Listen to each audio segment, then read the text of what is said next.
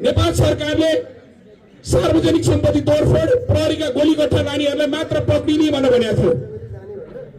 Captain Rameshwar Thapa र उहाँको भाइ रमेश थापा जो काठमाडौँ प्रहरी प्रमुख हुनुहुन्छ एसएसपी, उहाँहरूको घर तोडफोड र आगजनी भनेर त्यो डमी एउटा थोत्रो ट्रकमा ल्याएको हेलिकप्टरको आज जेनजी युवाहरूलाई 9 करोडको क्षतिपूर्ति भनेर मुद्दा हाल्ने काम भएको छ। के विशेष एकजना व्यक्तिको चाहिँ पावरमा हुने यो कुरा पनि म विराटलाई यो केन्द्रीय कमिटीसम्म लिएर जान अनुरोध गर्दछु। यो मैले तपाईँको समय लिएरै भन्नुपर्ने हुन्छ। यो पनौतीको माटोमा आज साथीहरूलाई तडपाउने काम भइरहेको छ र हाम्रो उद्देश्य कसैको पनि घर बासहरूमा आगजनी तोडफोड गर्ने हाम्रो उद्देश्य थिएन। र यहाँ पत्रकार साथीहरू हुनुहुन्छ, यिनका झोला बोकेका पत्रकारहरूले चाहिँ त्यहाँ भिडियो खिच्ने, त्यहाँ रिपोर्टिङ गर्न जान मिल्ने स्वतन्त्र पत्रकारहरू आफ्नो स्वतन्त्र तरिकाले मिडिया चलाउन नपाउने म चुनौतीका साथ भन्छु। आदरणीय एसएसपी रमेश थापा दाइ, तपाईँ हाम्रो आदरणीय व्यक्तित्व हुनुहुन्छ, परिचितै हुनुहोला, तर राजाका श्रीपेट पनि ढालेको याद गर्नुहोला। आदरणीय पाइलट दाइ, तपाईँले राम्रो सामाजिक सेवा पनि गर्नुभएको छ, पैसा कहाँ ल्याउनु भयो हामीलाई थाहा छैन, तर हाम्रो ठाउँमा राम्रो गर्नुभएको छ, हामीलाई नराम्रो गर्नुभएको छैन। तर एमाले तपाईँका काँधा बन्दुक राखेर जेनजी युवाहरूमाथि पड्काउन लागिरहेको छ। यो एमाले षड्यन्त्र हो, म प्रष्ट रूपमा भन्छु। हाम्रो कुनै पनि झन्डा डन्डा सहित हामी कहीँ पनि आन्दोलनमा गएका छैनौँ। यो मार्ने काम तत्कालीन सरकारले गरे हो युवा विद्यार्थीहरूलाई। र अर्को कुरा, तपाईँको कतिपय ठाउँमा काङ्ग्रेसका गएर एमालेका मान्छे गएर पड्काएका छन्, एमालेका गएर काङ्ग्रेसका मान्छे गएर पड्काएका छन्। त्यो भिडियो फुटेज मसँग प्रमाण छ।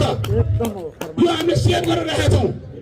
बस पार्कमा हिँडेको देखेको टङ्क बन्जारालाई खुल्याउने काम भयो।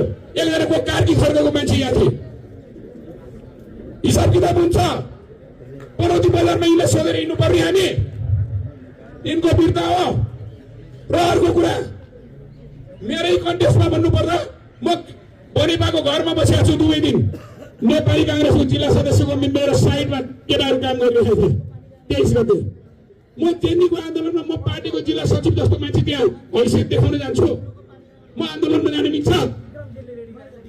म सहितको लाभा लस्करले जेन्जी आन्दोलनमा क्याप्टेन रामेश्वरको थापाको घर हान्न गएको भनेर त्यो मुद्दा दर्ता गर्ने सरकारी वकिलको नियत के हो? कति पैसा खाएर गरौँ?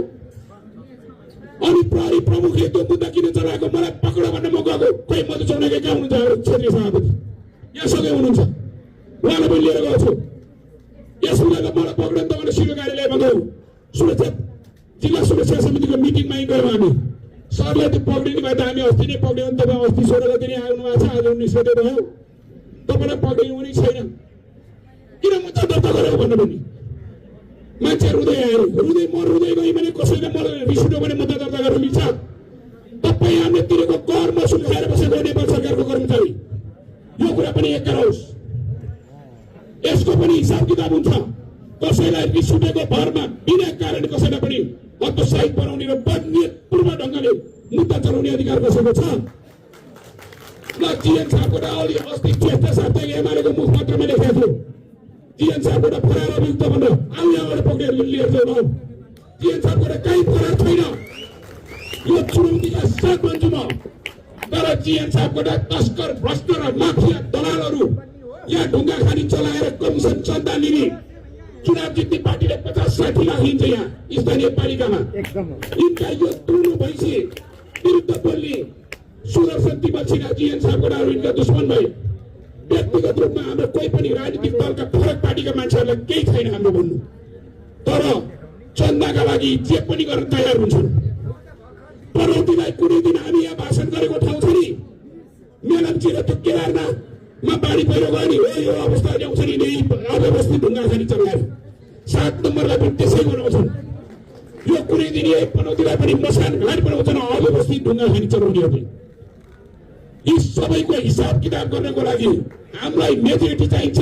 त्यसैले फागुन 21 को निर्वाचनमा अब यिनले 35 वर्षसम्म बिगारेर खाएका छन्। तपाईँ हामीले घन्टी चुनाव चिन्ह वैकल्पिक राजनीति भनेर सबैको घन्टी भइसकेको छ। अब कोही पनि छैन, अरू सबै नक्कली वैकल्पिक हो। काम गर्ने हो भने सक्कली वैकल्पिक ल्याइदिनुहोस्।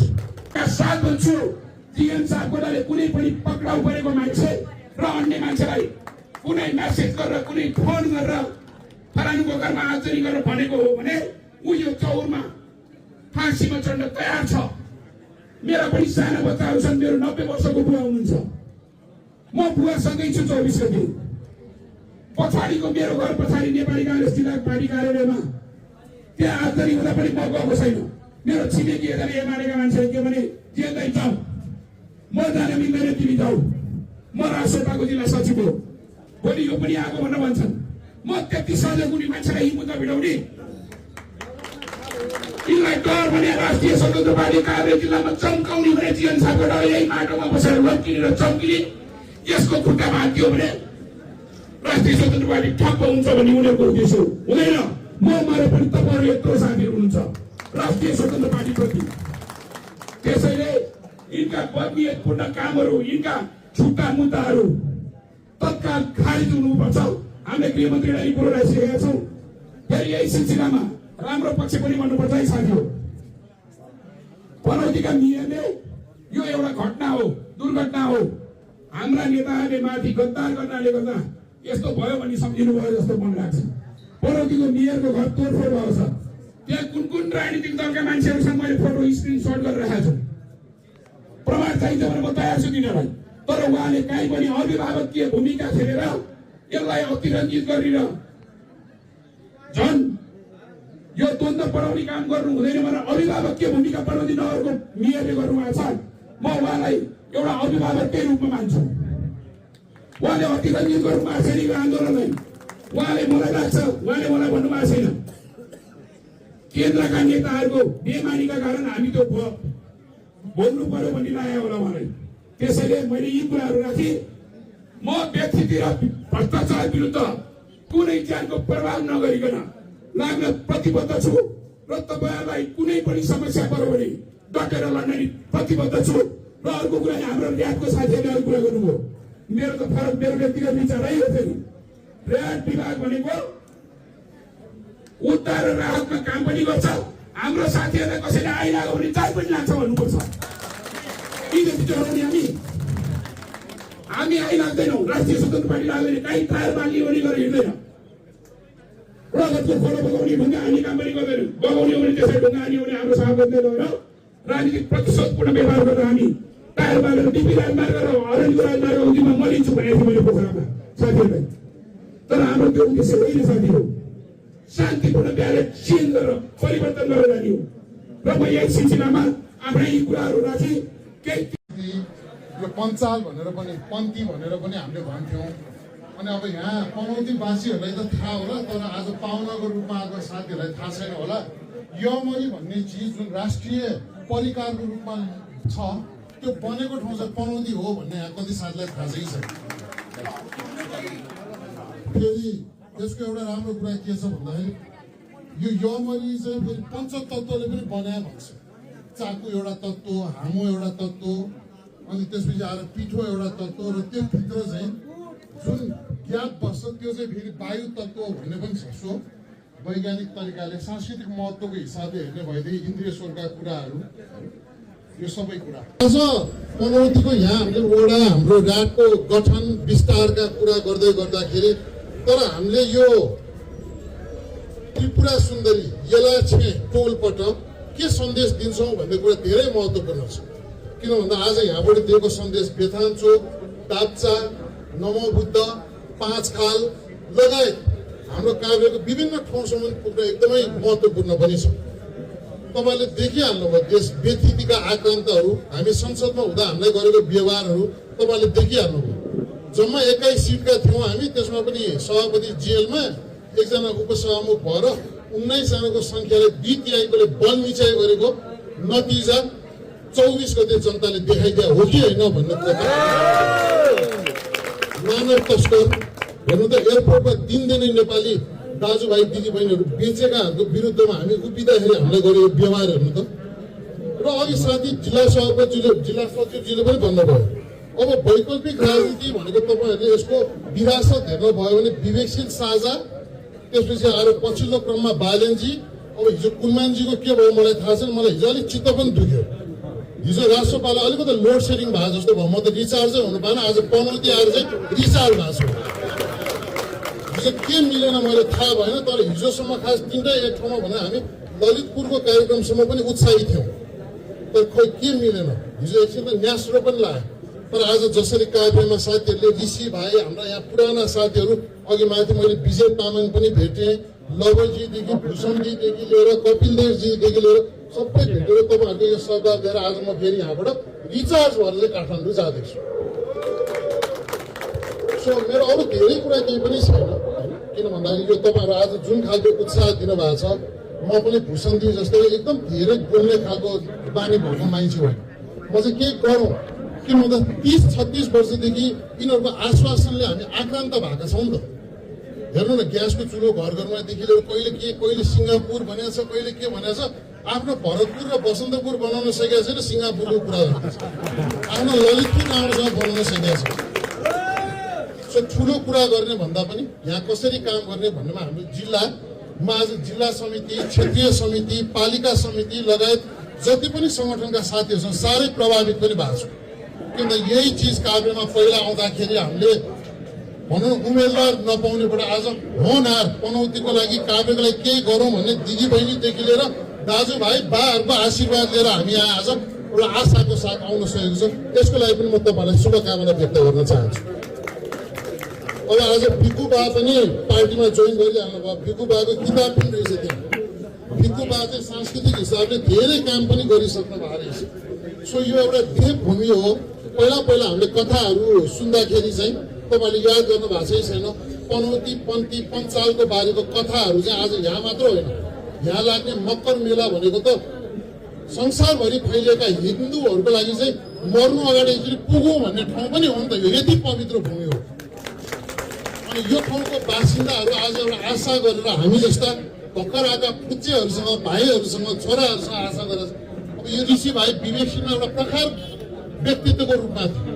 पछि पनि मेरो कुरा भइरहेको छ, म प्रदेशको सांसद र आज उसले जसरी अघि पवित्र भावनाले कुरा राखे त्यसलाई अन्याय गर्न दिन पनौतीले पनि पाउँदैन, काभ्रेले पनि पाउँदैन भन्ने कुरा म तपाईँलाई निवेदन गर्दछु। सो परिवर्तन अगाडि छ। पुराना शक्तिहरू अब जनता माझबाट नसक्ने भएकोले गर्दा षड्यन्त्रतिर जान थाल्यो। हाम्रो साथीहरूलाई मुद्दा मामिलामा ढकालिदिने आज जिल्ला सचिवज्यूले जुन कुराहरूको ध्यान आकर्षण गराउनु भएको छ, म यही मञ्चमा तपाईँहरूलाई साक्षी राखेर त्यो पार्टी सचिवालय, पार्टी केन्द्रीय कमिटीलाई गम्भीर ध्यान आकर्षण भएको कुरा पनि म तपाईँलाई जानकारी दिन चाहन्छु। यही कुराहरू छ। अब गठन हुने वडा कमिटीहरूलाई पनि मेरो शुभकामना छ। राज विस्तारलाई पनि अस्ति रोसी खोलामा बाढी जाँदा हाम्रो यहाँको साथीले फोन गर्दा मैले यहाँ प्रशासनमा चाहिँ मैले कोर्डिनेट चाहिँ गरिदिएको थिएँ। तर त्यो कोर्डिनेट पहल भनेको मानवताले राजनीतिक हिसाबले गरे होइन, त्यो भोटको राजनीति भोटको लागि गरे होइन। किन भन्दा हामी त राजनीतिमा लाग्नु अगाडि पनि समस्या आउँथ्यो। 72 सालको भुइँचालोमा पनि गरेकै हो, बाढी पहिरो जाँदा पनि गरेकै हो होइन। सो त्यो पवित्र भावनाले गरे हो।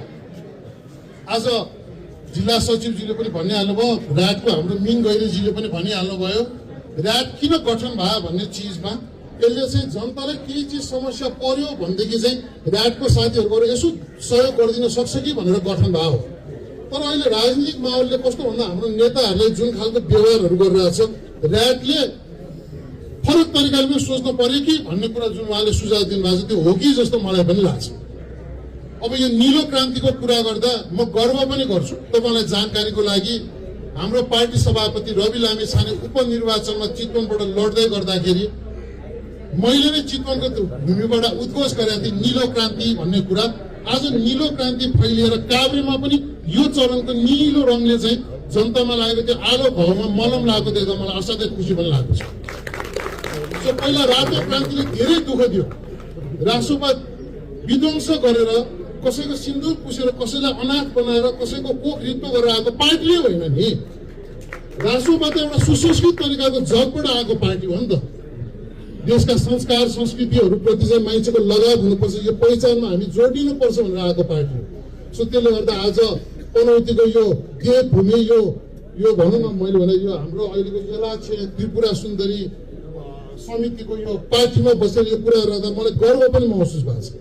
किन भन्दा संस्कृति सम्पदा रहे जरा रहेन हामी नेपाली रहन्छौँ नि त। त्यही भएर आज गुठी आन्दोलन गरेर साथीहरू पनि यही छ। गुठीको आन्दोलन हामीले गरेको कारण पनि त्यही थियो।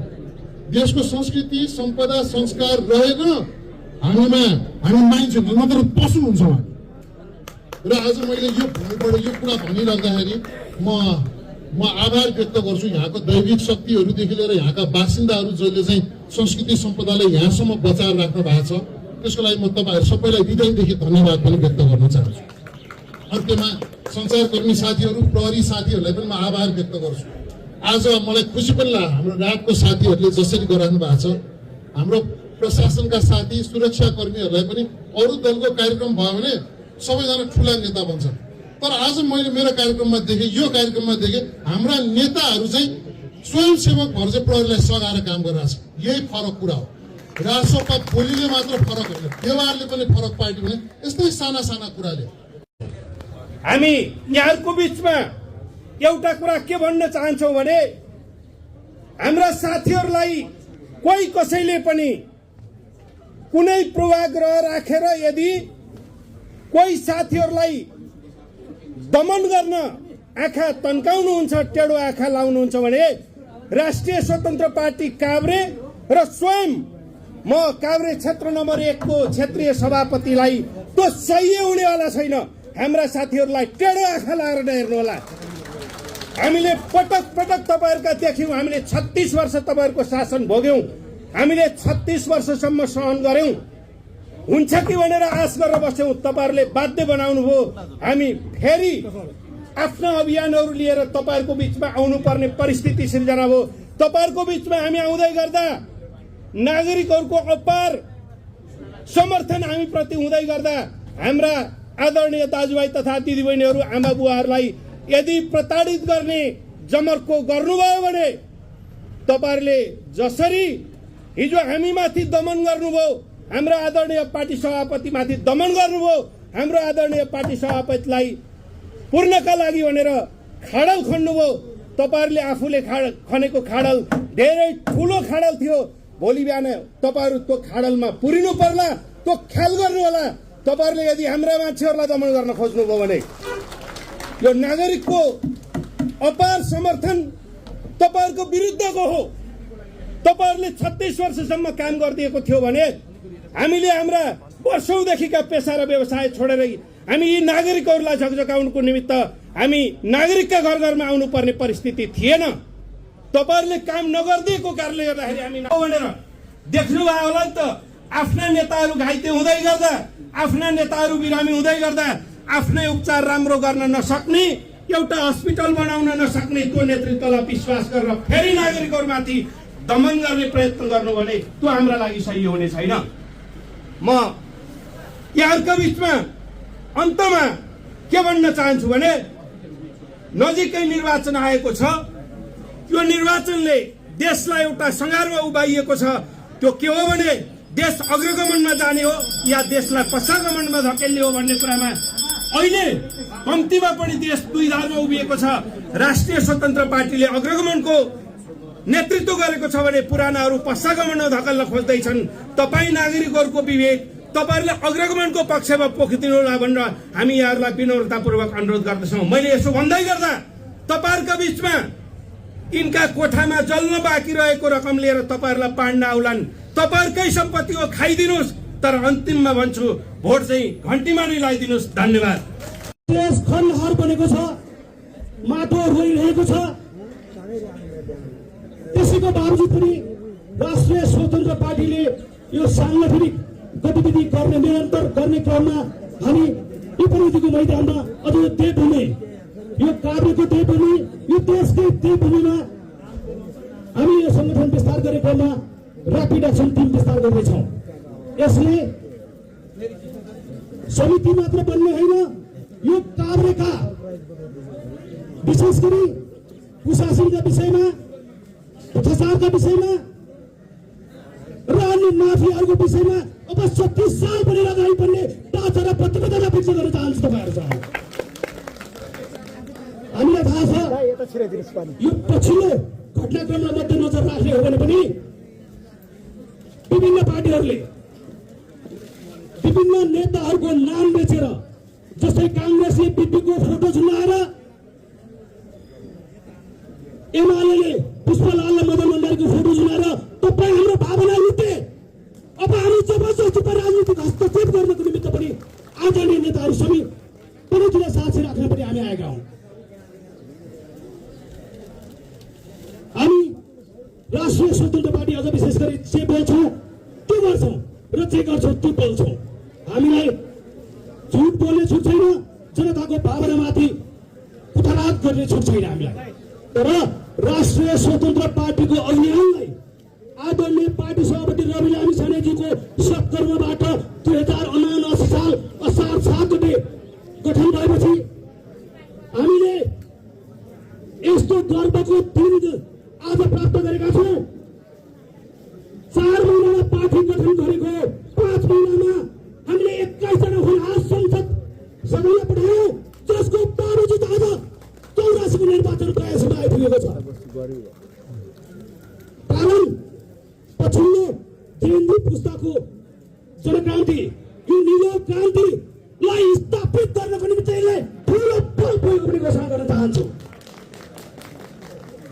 76 जना हाम्रा बालबालिकाहरूको अनाथमा हत्या गरेर त्यो रगतमा होली खेलेर अझ विशेष गरी आम नेपाली नागरिकहरूलाई खिचीचोरी गर्ने र जबरजस्तीमा सत्ता कब्जा गरेर संसद कब्जा गरेर कुनै भ्रष्टाचार र माफियाहरूलाई फेरि चौबन्द थालेका छन्। त्यही विस्थापित गर्नको निमित्त पनि हामी काभ्रे जिल्लामा ऱ्यापिड एक्सन टिम गठन गर्दैछौँ।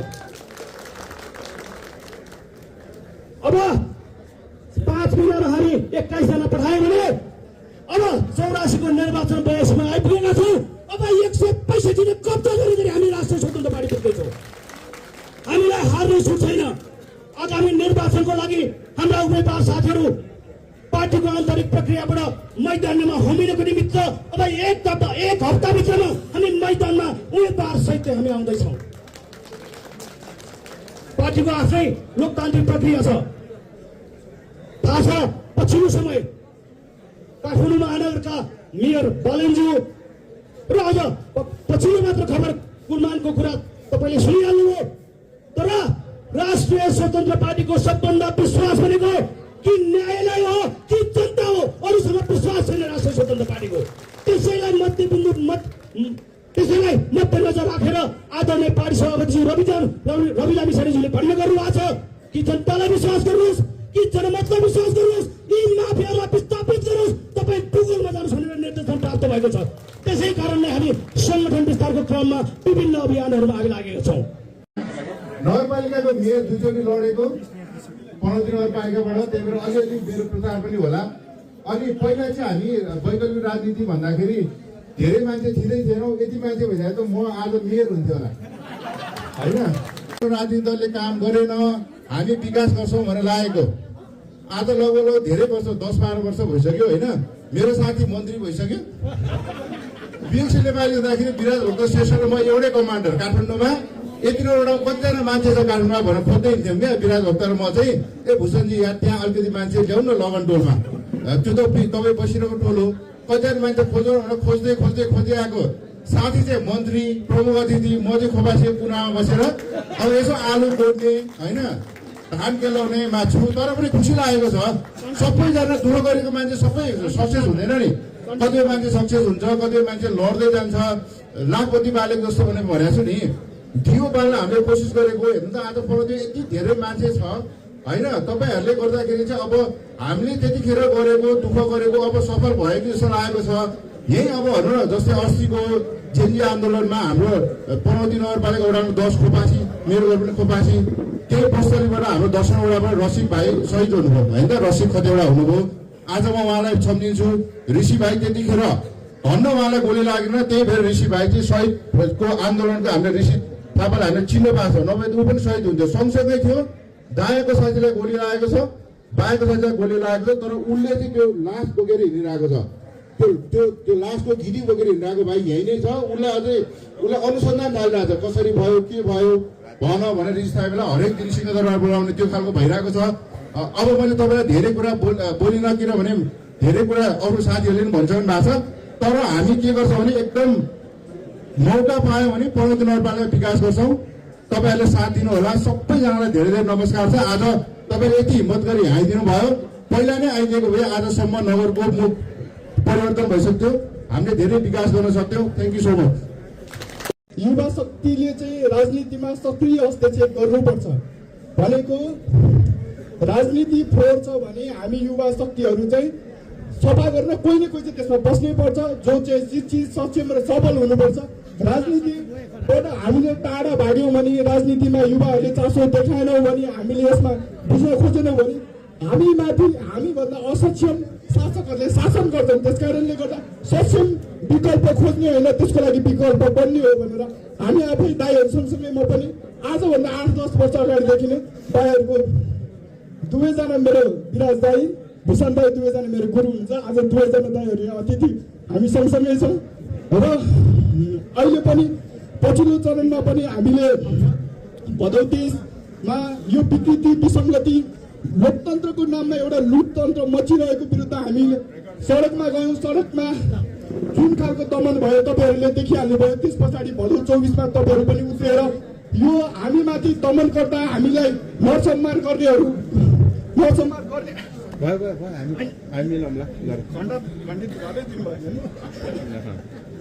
हामीमाथि दमन गर्नेहरूलाई हेलिकप्टरबाट भाग्न बाध्य बनाइदिनु भयो तपाईँहरूले। त्यसको लागि तपाईँलाई धेरै धेरै धन्यवाद। तपाईँहरू सडकमा उत्रिनु भएको थिएन भने उसले भोलिपल्ट तपाईँले न्युजमा हेर्ने भएको थियो होला, चारै सुरक्षा तहको बैठक राखेर हामीमाथि सैनिकको गोली चलाउनुसम्म तयार हुन्थ्यो। तपाईँहरू सडकमा उत्रिदिनु भयो। हाम्रा 77 जना शहीदहरूले अब यो फागुन 21 पछि एक प्रकारको शहीदहरूको सपनाको एउटा मार्ग बन्नेछ भन्ने हामी विश्वास छौँ। अहिले हामी सबै जेनजीहरूले के भन्ने गरेका छौँ भने हाम्रो भदौ 23 र 24 को क्रान्ति अपुरो छ। त्यसको लागि फागुन 21 गतेले पुरा गर्नेछ र त्यसको प्रमुख आशा हामीले रासोपामा देखेका हौँ। त्यस कारणले तपाईँहरूले आफ्नो मत हाल्ने बेलामा भदौ 23 गते हामीमाथि चला कसरी दमन गरेका थिए त्यो रात सम्भवतः तपाईँहरू पनि कोही निधाउन सक्नु भएन होला। त्यो रात सम्झेर मत हाल्नु होला, त्यो रात सम्झेर समाज परिवर्तनको लागि अगाडि बढ्नु होला।